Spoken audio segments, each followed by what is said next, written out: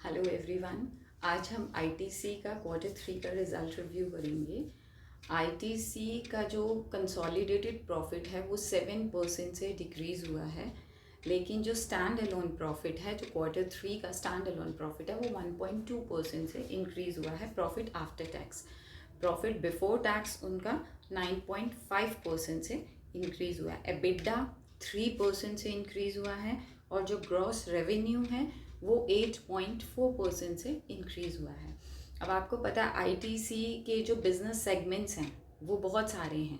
इसमें एक इनका है होटल्स का, जो इन्होंने 1 जनवरी 2025 से उसे अलग सेपरेट कर दिया है, उसका डीमर्जर कर दिया है। तो सबसे पहले हम देखते हैं आईटीसी के होटल्स का जो सेगमेंट है उसका प्रॉफिट कितना रहा है। उसका रेवेन्यू था 15% से इंक्रीज़ हुआ है और जो प्रॉफिट बिफोर टैक्स है वो 43% से इंक्रीज़ हुआ है और जो प्रॉफिट आफ्टर टैक्स है वो 42% से इंक्रीज़ हुआ है। ये अभी तक का आईटीसी होटल्स का अभी तक का बेस्ट क्वार्टर रिजल्ट रहा है। इतने इनका जो एबिडा मार्जिन है वो 40% पे रहा है। तो ये जो इनका अब जो है आईटीसी होटल्स, आपको पता है अलग से लिस्ट हुई है, अभी फरवरी में वो लिस्ट हुई है अलग से एज अ सेपरेट एंटिटी। वो डीमर्जर हो गया है उसका आईटीसी से। सेकंड इनका आता है जो मेजर बिजनेस का चंक है वो आता है सिगरेट से। इनका सिगरेट्स का बिजनेस जो है उसमें रेवेन्यू इनका 8% से इंक्रीज़ हुआ है। प्रॉफिट बिफोर टैक्स इनका जो पीबीटी है वो 4% से इंक्रीज़ हुआ है। अब इसकी जो प्रॉफिटेबिलिटी है वो कम होने का एक रीज़न जो है, जो इन्होंने अपने रिजल्ट्स में दिया है, वो है लीफ टोबैको की कॉस्ट जो है वो इंक्रीज़ हो गई है। जबकि जो इंक्रीज्ड कॉस्ट थी उसे इन्होंने ऑफसेट करने की कोशिश की है प्रोडक्ट मिक्स चेंज करके, और जो एक्सपेंडिचर है इनका, जो मार्केटिंग का एक्सपेंडिचर है उसे रीस्ट्रक्चर कर रहे हैं ताकि कॉस्ट को कंट्रोल में रख सकें। उसके बाद इनका आता है एग्री बिजनेस।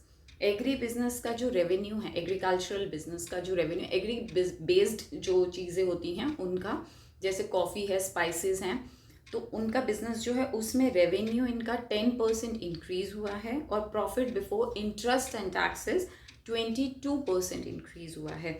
इसका जो मेजर ग्रोथ रही है एग्री बिजनेस सेगमेंट की, वो रही है ड्यू टू जो ड्राइविंग फोर्स थी, जो ड्रोव किया है उसे रेवेन्यू ने, वो है एक्सपोर्ट ऑफ कॉफ़ी के एक्सपोर्ट की वजह से इनका रेवेन्यू और प्रॉफिट जो है इस सेगमेंट में ज़्यादा इंक्रीज़ हुआ है। उसके बाद इनका आता है paper board and packaging business. Paper and packaging business है उनका, जो रेवेन्यू उसका इंक्रीज़ हुआ है 3% से और प्रॉफिट उसका डिक्रीज़ हुआ है 30.6% से।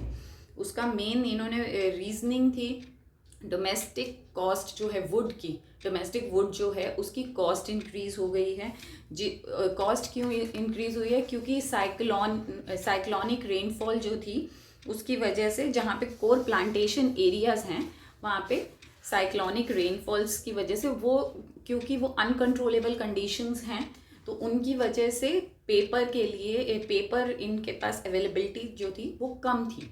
और दूसरा था कि जो लो प्राइस चाइनीज़ और इंडोनेशियन सप्लाईज आ रही हैं वो इनके लिए बहुत बड़ा चैलेंज है, क्योंकि वो लो प्राइस्ड हैं।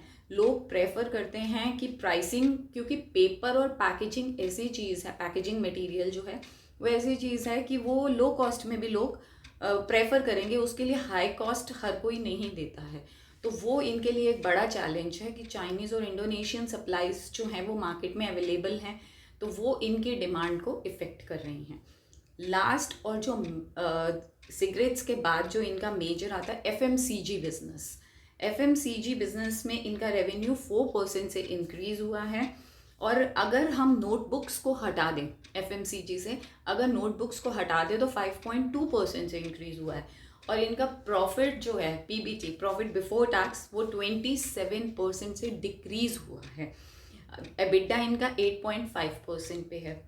अब जो इनका जितनी ग्रोथ है, जो रेवेन्यू है 4% का, मेजर ग्रोथ जिसने ड्रोव की है वो हैं प्रोडक्ट्स इनके आटा, spices, snacks, frozen snacks, dairy. ये मैं टेबल पूरा आपको लिस्ट जो है वो डाल दूंगी, जिनकी वजह से ये ग्रोथ इंक्रीज़ हुई है इनकी। और जो इन्फ्लेशन है रॉ मटेरियल्स, जो रॉ मटेरियल्स एफएमसीजी के प्रोडक्ट्स के लिए हम चाहिए होते हैं, उन रॉ मटेरियल्स के प्राइसिंग में बहुत इन्फ्लेशन आई है, जिसकी वजह से इनका कॉस्ट इंक्रीज़ हो गया है, तो प्रॉफिटेबिलिटी डिक्रीज़ हो गई है। जिसमें है इनका एडिबल ऑयल, वीट, मैदा, पोटैटो, कोकोआ, इनकी जो कॉस्ट है वो इंक्रीज़ हो गई है। अब नोटबुक्स की जो सेल है, जो जिसकी वजह से इनका जो रेवेन्यू है वो डिक्रीज़ हुआ है, क्योंकि नोटबुक की इतनी सेल नहीं है। उसका रीज़न है कि लोकल ब्रांड्स बहुत अवेलेबल हैं। तो नोटबुक्स के लिए ब्रांड स्पेसिफिक लोग नहीं होते हैं। अगर आपको लोकल ब्रांड्स में क्वालिटी अच्छी मिलती है तो no one will go for ITC brand, that's the thing. और लार्ज स्केल कंज्यूमर जो अब ये क्या कर रहे हैं, इन अभी करंट क्वार्टर में एक जो महाकुंभ मेला लगा है, वहाँ पर इन्होंने अपनी एक्टिविटीज़, बहुत सारी एक्टिविटीज़ रखी हैं अपनी कैनोपीज़ लगाकर, और तो उसमें इन्होंने बूथ लगाए हैं, कैनोपीज़ लगाई हैं। तो वहाँ ये एक्सपेक्ट करते हैं कि इनकी इस क्वार्टर की सेल, मेजर सेल यहाँ से इफ़ेक्ट होगी, क्योंकि फेब्रवरी एंड तक कुंभ मेला चलेगा।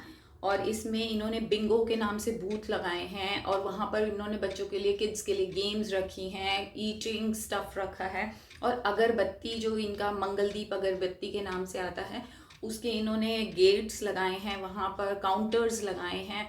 और वो पूजा की जगह है, तो वी कैन एक्सपेक्ट कि वहाँ पर उसकी सेल भी अच्छी होगी। अब जो है इनका ये एक्सपेक्ट करते हैं कि रूरल मार्केट में, अब ये नेक्स्ट क्वार्टर के लिए जो उन्होंने बोला है, हम वी विल ट्राई कि रूरल मार्केट को भी ऑक्यूपाई करने की कोशिश करें, क्योंकि जो उनका अभी तक मेजर आ रहा है वो अर्बन से आ रहा है। क्यों?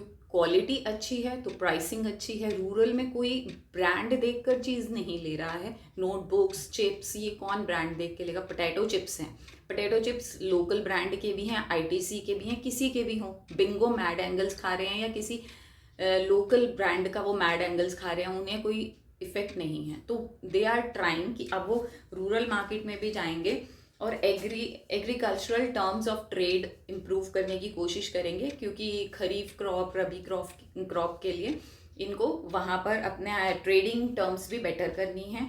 और दे आर सेइंग कि हमारा जो अर्बन में है, दे आर एक्सपेक्टिंग कि उनकी डिमांड वहाँ पर भी रिकवर कर पाएंगे वो फिर से अपना। तो इसमें जो है, अब जो ओवरऑल है, आईटीसी ने प्रॉफिट का एस्टिमेट तो बीट किया है, जितना भी एनालिस्ट ने एक्सपेक्ट किया था उस का जो एस्टिमेट है उसे बीट किया, लेकिन रेवेन्यू जो है वो एनालिस्ट ने ज़्यादा एक्सपेक्ट किया था, वो इन्होंने मिस किया है। आईटीसी एक बड़ा ब्रांड है, तो most probably it will perform better, लेकिन उन्हें उसे अपनी कॉस्ट पे तो काम करना पड़ेगा, क्योंकि आईटीसी के प्रोडक्ट्स कॉस्टली हैं, हर कोई अफोर्ड नहीं कर सकता। बट आईटीसी का शेयर अच्छा परफॉर्म करेगा ऐसा लगता है। अभी इंस्टेंटली तो नहीं करेगा, क्योंकि जो मार्केट है वो चलती है न्यूज़ पे। न्यूज़ है जो, अगर आप देखेंगे तो हेडलाइन है, प्रॉफिट ड्रॉप बाय 7%। तो उसके बाद वो क्यों ड्रॉप हुआ है, कब उठेगा, वो जो है वो मार्केट जो है वो सेंटिमेंट्स, मार्केट सेंटिमेंट्स वो लेटर ऑन आएंगे। इंस्टेंट रिएक्शन होगा, शेयर प्राइस विल फॉल, लेकिन ये ऑब्वियसली अच्छा करेंगे, रिकवर कर लेंगे, ये अच्छी कंपनी है। They will get to know some of the strategies how to occupy the market. ये सिर्फ मेरा व्यू है, बाय सेल रिकमेंडेशन नहीं है। And thank you for watching.